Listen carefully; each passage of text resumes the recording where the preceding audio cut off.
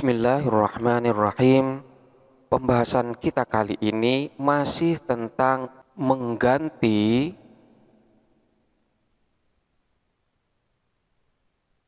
huruf wawu menjadi huruf ya.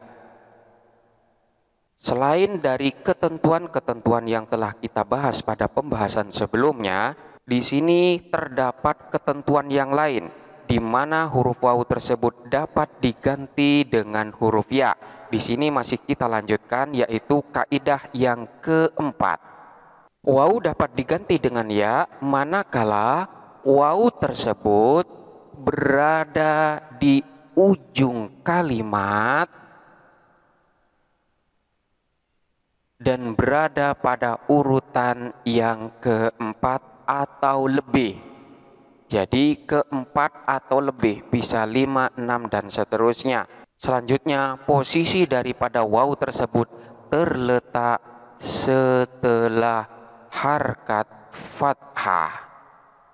Jadi terdapat huruf wawu yang berada di ujung kalimat dan posisinya berada pada urutan nomor 4 atau lebih dan terletak setelahnya harkat fathah. Contohnya seperti lafadz a'ta. Lafadz a'ta di sini ketika bersambung dengan dhamir rafa' mutaharrik, maka a'ta ini akan menjadi a'tautu. Di mana huruf alif yang ada pada bentuk fi'il madhi ketika fi'il madhi tersebut tidak bersambung dengan sesuatu, itu adalah merupakan perubahan bentuk dari huruf wawu. Jadi ketika bersambung dengan dhamir rafa' mutaharrik, maka wawunya di sini pun ditampakkan. Jadi dikembalikan kepada bentuk asalnya. A'tautu. Di sini terdapat huruf wawu yang berada di ujung kalimat karena memang lafadz a'tautu ini terdiri dari dua kalimat. Yang pertama berupa fi'il madhi, yang kedua adalah berupa dhamir rafa' mutaharrik. Jadi wawu di sini posisinya berada di ujung kalimat. Selain itu, wawu ini juga berada pada urutan keempat. Jadi 1, 2, 3, 4. Jadi pada urutan keempat dan terletak setelahnya harkat fathah. Maka wawu ini pun akan diganti dengan huruf ya sehingga a'tautu menjadi a'taitu. Contoh yang lain seperti lafadz mu'tayani.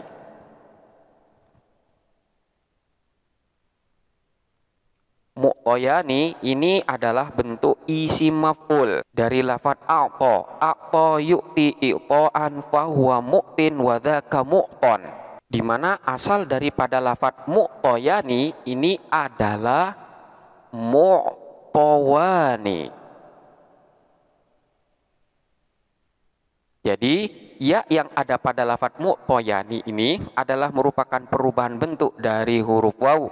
Bagaimana lafadz mu'tawani ini menjadi mu'tayani? Prosesnya adalah kita perhatikan lafadz mu'tawani. Di sini terdapat huruf wawu yang berada di ujung kalimat.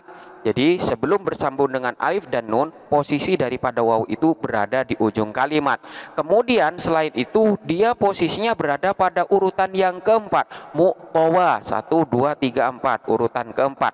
Dan posisinya juga terletak setelahnya harkat fathah. Oleh karena itu wawu yang ada pada lafadz mu'tawani akan dirubah bentuknya menjadi huruf ya sehingga menjadi mu'tayani. Proses iklalnya di dalam bahasa Arab kita mulai dari lafadz a'tautu menjadi a'taitu. A'taitu asluhu a'tautu ala wazni af'altu. Ubdilatil wawu ya'an liwuku'iha rabi'atan fit tarfi ba'da fathatin fasara a'taitu. Maksudnya adalah a'taitu asluhu a'tautu. Lafadz a'taitu itu pada asalnya adalah a'tautu ala wazni af'altu, mengikuti wazan af'altu. Ubdilatil wawu ya'an, huruf wawu diganti dengan huruf ya. Kenapa? Liwuku'iha rabi'atan fit tarfi, karena posisi daripada wawu tersebut terdapat pada urutan yang keempat di ujung kalimat ba'da fathatin yang terletak setelahnya harkat fathah. Fasara a'taitu, maka jadilah lafaz a'taitu. Ini adalah proses iklal di dalam bahasa Arab dari lafaz a'taitu yang pada asalnya adalah a'tautu. Selanjutnya adalah lafaz mu'tayani yang pada asalnya adalah mu'tawani. Mu'tayani asluhu mu'tawani ala wazni muf'alani.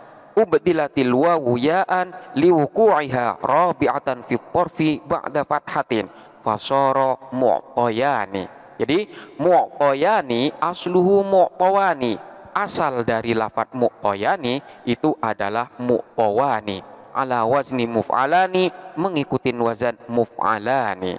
Ubdilatil wawu ya'an, huruf wawu diganti dengan huruf ya. Kenapa?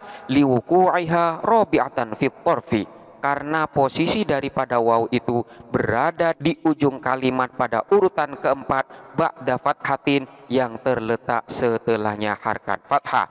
Fasara mu'tayani, maka jadilah lafaz mu'tayani. Ini adalah keadaan yang keempat di mana huruf waw diganti dengan huruf ya. Selanjutnya kaidah yang kelima atau keadaan yang kelima di mana huruf waw diganti dengan huruf ya, yaitu manakala terdapat huruf wawu yang sukun dan wawu tersebut tidak bertasydid dan posisinya terletak setelahnya harkat kasroh, maka waw ini pun akan digantikan dengan huruf ya. Contohnya seperti lafaz miuzan, miuzanun. Di sini terdapat huruf wawu yang sukun dan wawu di sini tidak bertasydid dan posisinya terletak setelahnya harkat kasroh, maka wawu ini pun akan diganti dengan huruf ya sehingga menjadi mizan. Mizanun artinya adalah timbangan. Contoh yang lain seperti lafaz miqat. Miqat, di sini terdapat huruf wawu yang sukun dan tidak bertasydid serta posisinya terletak setelahnya harkat kasroh, maka wawu ini pun harus diganti dengan huruf ya sehingga menjadi miqat. Miqatun. Proses iklalnya di dalam bahasa Arab adalah kita ambil lafaz mizan. Mizanun asluhu miuzanun ala wazni mif'alun. Ubdilatil wawu ya'an li sukuniha ba'da kasratin fasara mizanun. Maksudnya adalah mizanun asluhu miuzanun, asal dari lafaz mizanun adalah miuzanun ala wazni mif'alun, mengikuti wazan mif'alun. Ubdilatil wawu ya'an, huruf wawu diganti dengan huruf ya. Kenapa? Li sukuniha ba'da kasrotin, karena wawu tersebut sukun dan terletak setelahnya harkat kasroh. Fasara mizanun, maka jadilah lafaz mizanun. Jadi untuk kaidah yang kelima ini, syarat daripada wawu dapat diganti dengan ya manakala wawu tersebut sukun dan tidak bertasydid serta terletak setelahnya harkat kasroh. Jikalau tidak memenuhi syarat, maka wawu tidak dapat digantikan dengan huruf ya di dalam kaidah atau keadaan yang kelima ini. Contohnya seperti lafaz siwan. Lafaz siwan di sini wawu tidak dapat digantikan dengan huruf ya, sekalipun posisi daripada wawu di sini terletak setelahnya harkat kasroh dan wawu ini tidak bertasydid. Namun ini tetap tidak dapat diganti dengan ya karena wawu di sini berharkat. Jadi tidak sukun, karena berharkat maka tidak bisa digantikan dengan ya. Begitu juga dengan lafaz siwarun. Siwarun ini sama dengan lafaz siwanun. Wawu tidak dapat diganti dengan ya karena wawu di sini tidak sukun melainkan berharkat fathah. Selain itu juga yang tidak memenuhi syarat seperti lafaz i'liwaton.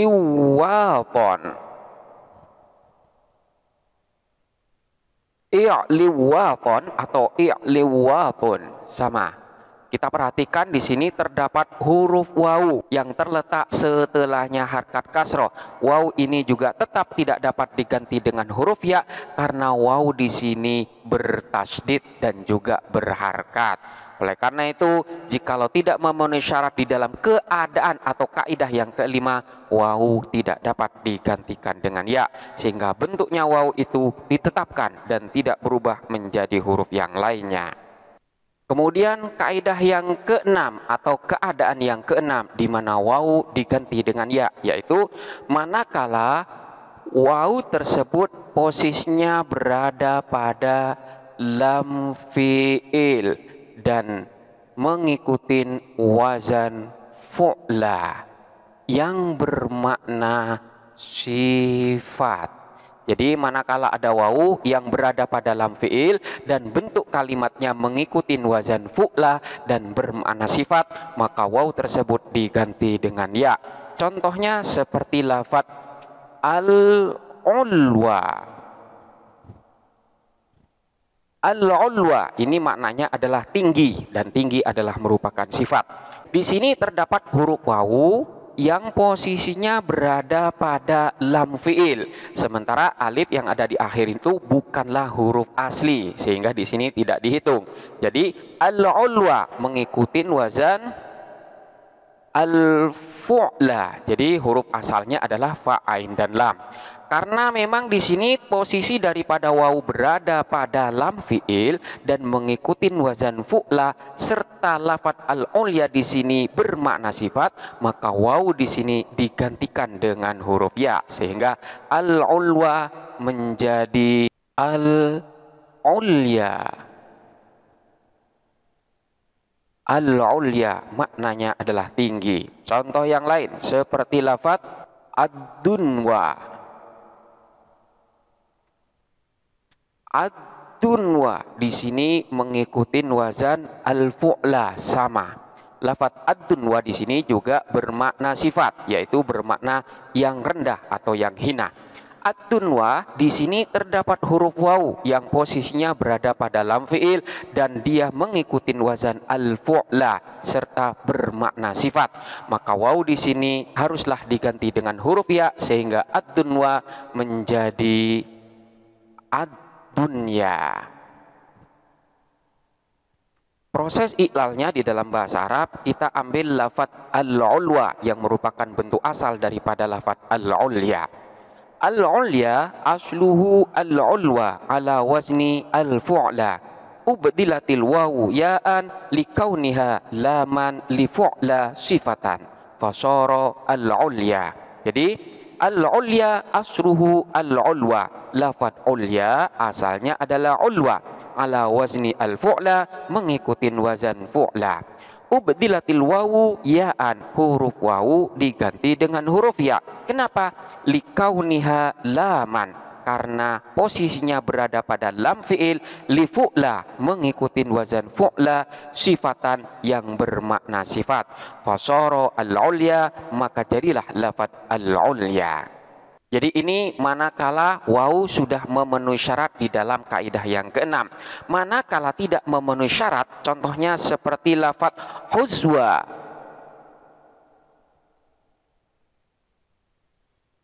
Lafaz huzwa di sini terdapat huruf wawu, namun wawunya di sini tidak dapat digantikan dengan huruf ya. Kenapa? Karena sekalipun posisi wawu di sini berada pada lam fi'il dan mengikuti wazan fu'la, namun terdapat persyaratan yang tidak dipenuhi, yaitu lafaz huzwa di sini tidak bermakna sifat, melainkan huzwa di sini adalah merupakan kalimat isim saja yang tidak bermakna sifat. Maka wawu di sini ditetapkan dan tidak dirubah menjadi huruf ya. Huzwa maknanya adalah nama tempat atau merupakan nama orang. Ini adalah kaidah yang keenam. Kemudian kaidah yang ketujuh adalah jikalau terdapat huruf wawu yang bertemu langsung dengan huruf ya, artinya di antara keduanya di sini tidak terdapat pemisah. Dan hal ini atau pertemuan ini terjadi dalam satu kalimat atau terjadi di dalam dua kalimat. Jadi dua kalimat namun dihukumin satu kalimat. Dan di antara keduanya ini diawali dengan sukun. Jadi huruf yang pertama di antara keduanya ini adalah sukun. Bisa waw terlebih dahulu, bisa ya terlebih dahulu. Maka dalam keadaan semacam ini, waw akan digantikan dengan huruf ya. Contohnya seperti lafadz saywidun. Saywidun di sini terdapat huruf waw yang bertemu langsung dengan huruf ya, di mana di antara keduanya di sini tidak terdapat pemisah, dan ini terjadi di dalam satu kalimat. Dan huruf yang pertama itu adalah sukun, jadi diawalin dengan huruf sukun.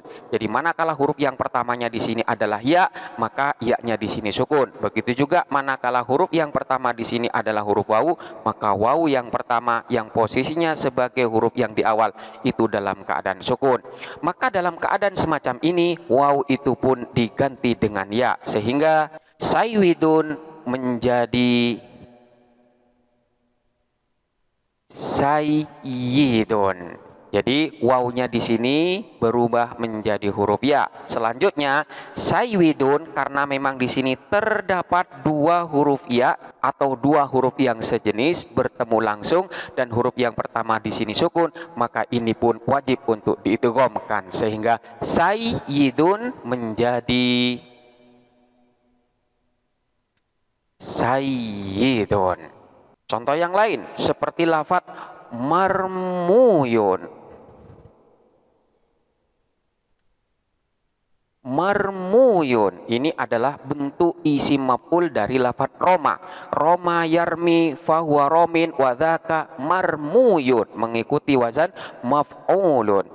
Dalam lafadz ini terdapat huruf wawu yang bertemu langsung dengan huruf ya, di mana posisi daripada wawu itu berada di awal, dan huruf wawu di sini dalam keadaan sukun. Dan ini terjadi di dalam satu kalimat. Maka dalam keadaan semacam ini, wawu harus diganti dengan huruf ya, sehingga marmuyun.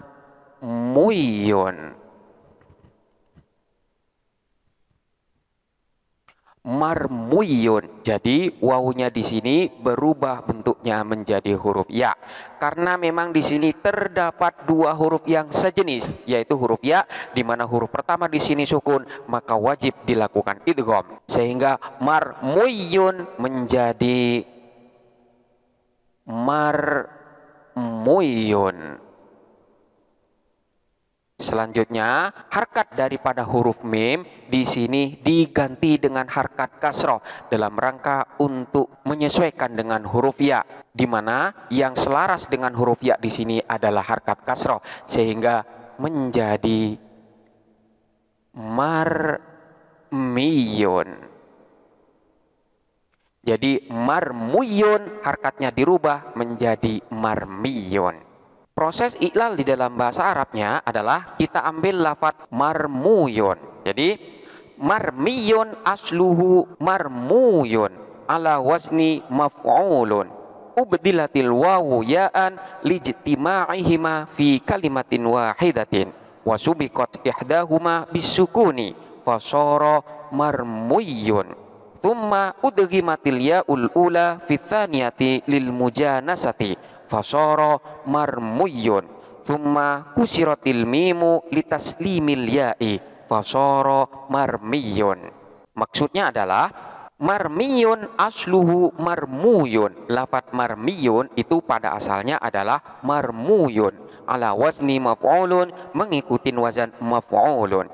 Ubdilatil wawu ya'an, huruf wawu diganti dengan huruf ya, lijtima'ihima fi kalimatin wahidatin, karena berkumpulnya keduanya yaitu huruf wawu dan ya tersebut fi kalimatin wahidatin di dalam satu kalimat. Wasubiqat ihdahuma bisukuni, dan huruf pertama dari keduanya itu sukun. Fasara marmuyun, maka jadilah lafat marmuyun. Thumma udghimatil ya'ul ula fitsaniyati. Selanjutnya huruf ya yang pertama diidghamkan atau dimasukkan ke dalam huruf ya yang kedua lil mujanasati karena keduanya memiliki kesamaan jenis. Fasara marmuyun, maka jadilah lafat marmuyun. Thumma kusiratil mimu. Selanjutnya harkat daripada huruf mim itu dikasrohkan litaslimil ya'i dalam rangka untuk menyelamatkan huruf ya. Jadi menyamakan harkat dengan huruf ya. Fasara marmiyun, maka jadilah lafat marmiyun. Ini adalah contoh manakala yang terjadi di dalam satu kalimat. Jadi saywidun satu kalimat, marmuyun juga satu kalimat. Di samping itu juga terdapat beberapa contoh yang lain yang terjadi di dalam satu kalimat. Contohnya seperti lafaz pauyun. Pauyun ini juga satu kalimat, di mana di sini terdapat huruf wawu yang bertemu langsung dengan huruf ya, dan di antara keduanya tidak terdapat pemisah. Jadi ini terjadi dalam satu kalimat dan huruf awalnya di sini sukun, maka wawu di sini diganti dengan huruf ya sehingga pauyun menjadi toyun. Selanjutnya ya yang pertama ini diidghamkan kepada ya yang keduanya karena keduanya di sini sejenis dan bertemu langsung di dalam satu kalimat sehingga toyun menjadi toyun. Toyun di sini maknanya adalah melipat. Begitu juga dengan lafaz kauyun. Ini juga prosesnya sama dengan lafaz pauyun, di mana wawunya di sini nanti akan diganti dengan huruf ya sehingga menjadi kayun, dan ya yang pertama ini diidghamkan pada ya yang kedua sehingga menjadi kayun. Ini adalah contoh-contoh yang terjadi dalam satu kalimat. Selanjutnya contoh yang terjadi di dalam dua kalimat namun dihukumin menjadi satu kalimat. Jadi pada hakikatnya dua kalimat namun dihukumin seolah-olah menjadi satu kalimat karena memang sudah menjadi satu kesatuan. Contohnya seperti lafaz muslimiyah yang pada asalnya adalah muslimuna li. Jadi lafaz muslimiyah yang sepertinya atau seolah-olah ini adalah berupa satu kalimat namun pada hakikatnya terdiri dari dua kalimat yaitu muslimuna dan li. Jadi manakala di sini dirinci maka di sini bukan hanya sekedar satu kalimat namun di sini terdiri dari tiga, di mana kalimat yang pertama adalah muslimuna, selanjutnya huruf jar dan selanjutnya adalah ya mutakalim. Namun di sini kita anggap sebagai dua kalimat saja karena memang di sini yang terputus hanya dua kalimat yaitu muslimuna dan li.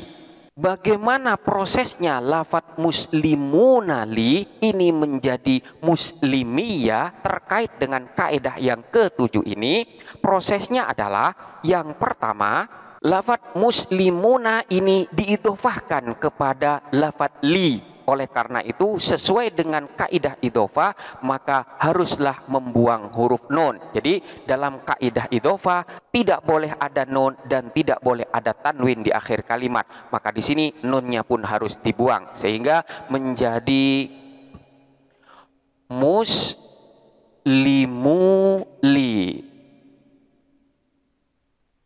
Proses selanjutnya, lamnya di sini dibuang. Kenapa? Karena memang ini sudah tidak dibutuhkan lagi. Sebab akan dilakukan proses idhofah, di mana di dalam idhofah huruf jarnya di sana tidak perlu ditambahkan, namun cukup terkandung di dalamnya. Dalam lafaz ini nantinya akan masuk di dalam kategori idhofah lamiyah, di mana di dalam idhofah di sana terkandung makna daripada huruf jar lam. Jadi lamnya di sini tidak perlu ditambahkan, maka jadilah lafaz muslimui. maka bertemulah dua huruf yang sukun, yaitu sukunnya huruf wawu dan sukunnya huruf ya. Maka untuk menghindarin bertemunya dua huruf yang sukun di sini, maka huruf ya di sini pun diberi harkat, yaitu harkat fathah. Kenapa? Karena harkat fathah di sini dianggap sebagai harkat yang paling ringan, sehingga muslimuy menjadi muslimu ya. Selanjutnya, sesuai dengan kaidah yang ketujuh, di sini bertemu huruf wawu dan ya dalam satu kalimat atau dalam dua kalimat yang dihukumin satu kalimat, di mana di sini diawalin dengan huruf yang sukun.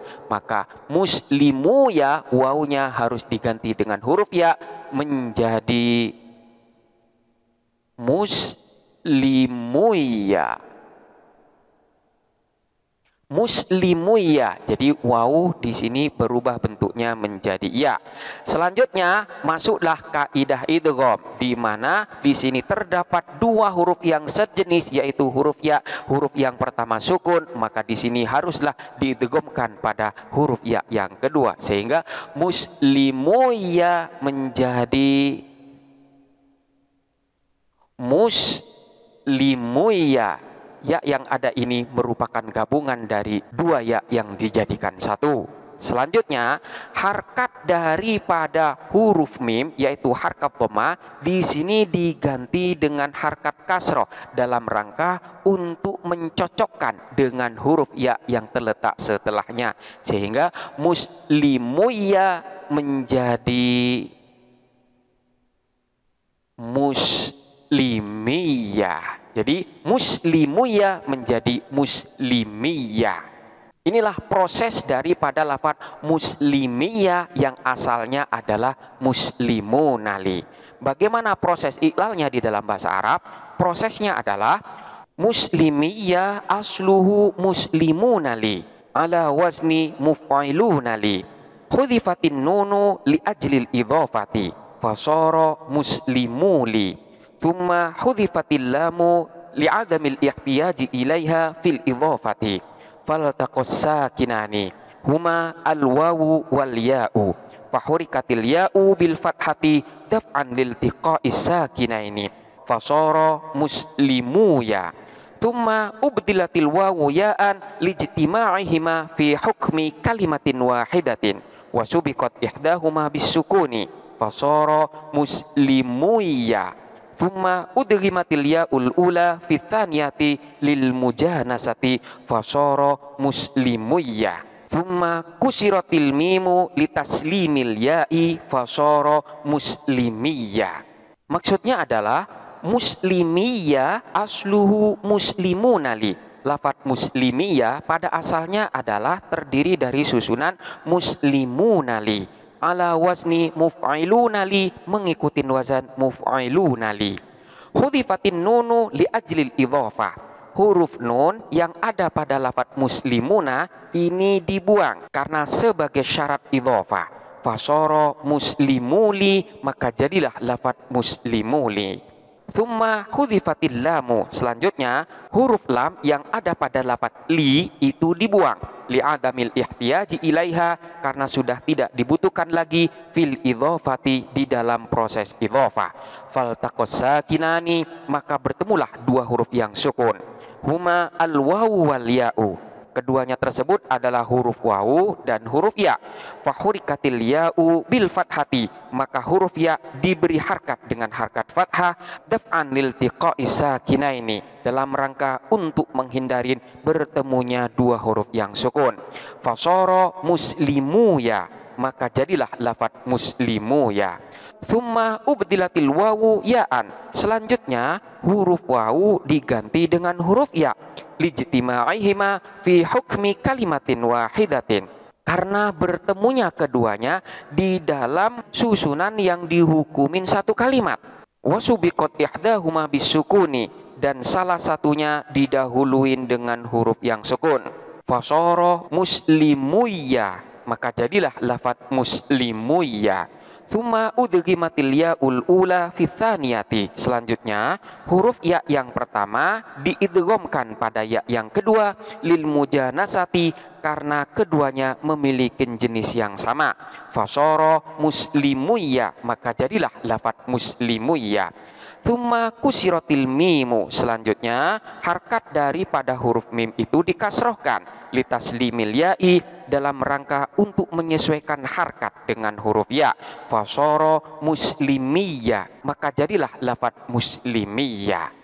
Jadi ini ketentuan dari kaidah yang ketujuh, di mana huruf wawu ini dapat diganti dengan huruf ya manakala telah memenuhi persyaratan yang ada, yaitu terjadi di dalam satu kalimat atau terjadi di dalam dua kalimat namun dihukumin menjadi satu kalimat, di mana huruf yang pertamanya itu diawalin dengan sukun. Manakala tidak memenuhi ketentuan-ketentuan yang ada di dalam kaidah yang ketujuh ini, maka wawu tidaklah dapat diganti dengan huruf ya. Contoh dari lafadz yang tidak memenuhi syarat sehingga wawu tidak dapat diganti dengan huruf ya, seperti lafadz zaitun. Zaitunun. Pada lafadz zaitunun di sini wawu tidak dapat diganti dengan huruf ya karena wawu di sini tidak bertemu langsung dengan huruf ya, melainkan di antara keduanya terdapat pemisah, yaitu berupa huruf ta, sehingga wawu di sini tidak bisa digantikan dengan huruf ya. Selanjutnya contoh yang lain seperti lafadz yad'u yasirun. Wawu yang ada pada lafadz yad'u di sini tidak dapat diganti dengan huruf ya. Kenapa?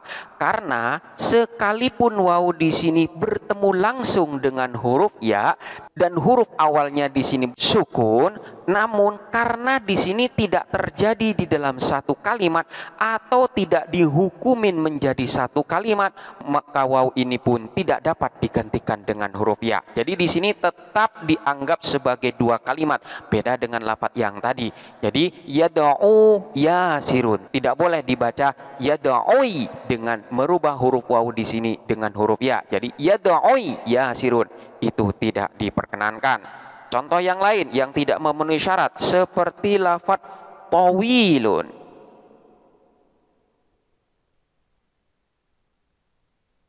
Di sini terdapat huruf wawu yang bertemu langsung dengan huruf ya, dan ini terjadi di dalam satu kalimat. Namun wawu ini juga tidak diganti dengan huruf ya karena huruf awalnya di sini tidak sukun, di mana huruf awal di sini berupa huruf wawu yang berharkat kasroh.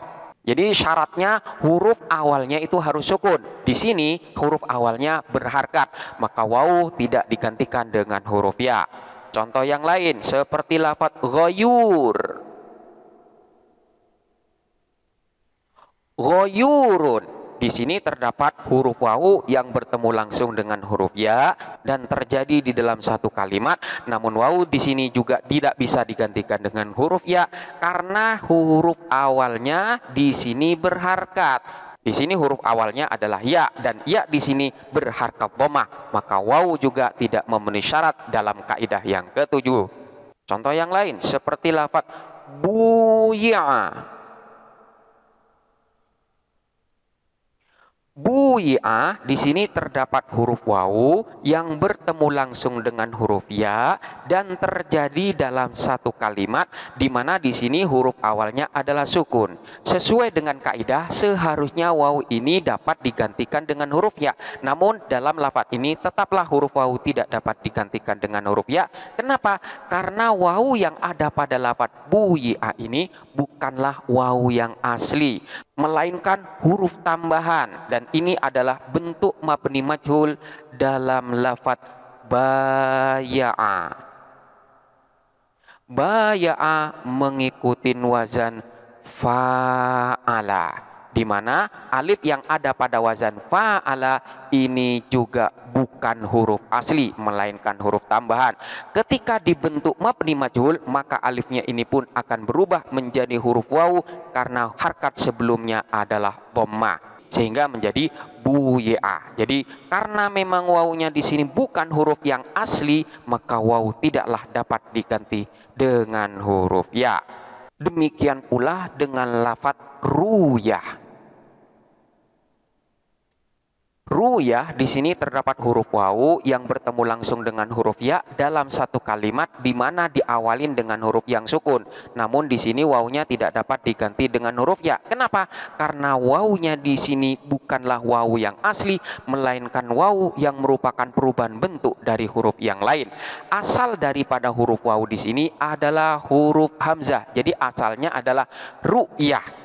Hamzah di sini diganti dengan huruf wawu karena memang terletak setelahnya harkat dhammah dan wawunya di sini tidak bertasdid sehingga ru'yah menjadi ruyah. Ini adalah beberapa penjelasan tentang kaidah terkait dengan mengganti huruf wawu dengan huruf ya. Untuk kaidah yang selanjutnya akan kita bahas pada pembahasan berikutnya. Silakan untuk dipelajarin dengan seksama dan sampai jumpa pada pembahasan selanjutnya.